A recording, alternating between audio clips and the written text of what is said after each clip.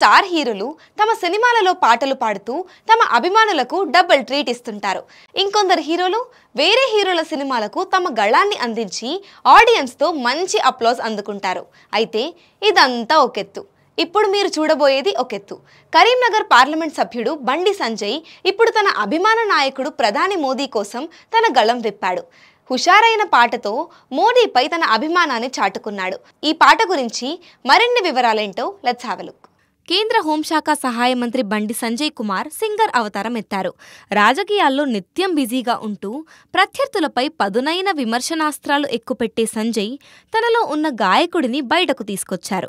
దాదాపు ఏడాది క్రితం వచ్చిన నమో నమో నరేంద్ర మోదీ సాంగ్కు తన గొంతు కలిపారు. ఒక రికార్డింగ్ స్టూడియోలో ఆ పాటను తన గొంతులో హుషారుగా ఆలపించారు.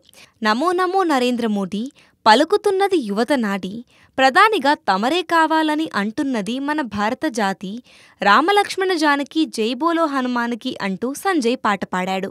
ఈ పాట ఎప్పుడు ఎక్కడ పాడారో తెలియదు కానీ ప్రస్తుతం సోషల్ మీడియాలో ఆ పాటలోని కొంత భాగం వైరల్ అవుతోంది.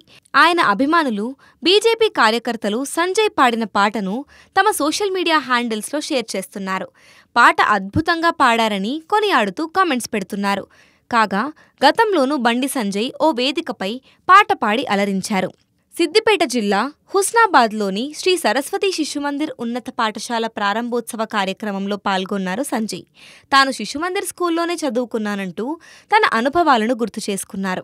భారతీయ సంస్కృతి సంప్రదాయాలకు శిశుమందిర్ స్కూళ్లు కేర్ ఆఫ్ అడ్రస్గా మారాయన్నారు. ఈ సందర్భంగా తనకు ఓ పాట గుర్తుకొస్తుందని పాడి వినిపించారు. ఈ భూమి బిడ్డలం హిందువులమందరం, కష్టసుఖములలోన కలిసిమెలిసి ఉంటే బ్రతుకు సుఖమయ్యేనురా, బంగారు కలలన్నీ పండేనురా అనే పాటను శ్రావ్యంగా పాడి వినిపించారు. దీంతో బండి సంజయ్ పాటకు అక్కడున్న వారంతా చప్పట్లతో ప్రశంసించారు. తాజాగా మరోసారి మోదీపై పాట పాడి తనలోని టాలెంట్ను బయటపెట్టారు సంజయ్.